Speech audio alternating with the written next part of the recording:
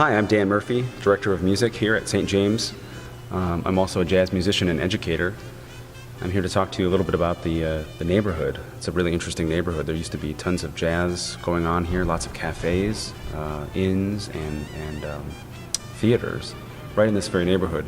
And some of the most important jazz innovators were here playing in the late teens, early 20s. And it was really, this is the heart of where a lot of jazz developed, especially when you consider it as an American art form.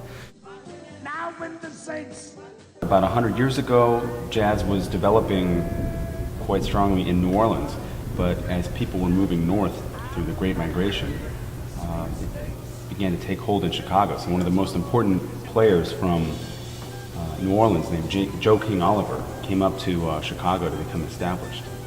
And when he became established, he called for Louis Armstrong to come up and join him. So Louis Armstrong came up to Chicago, and you could say the rest is history. But what really happened was due to his innovation with his sound, his presence, his strength, and also his rhythmic feel, he basically started to codify what jazz was and helped make jazz into an actual art form.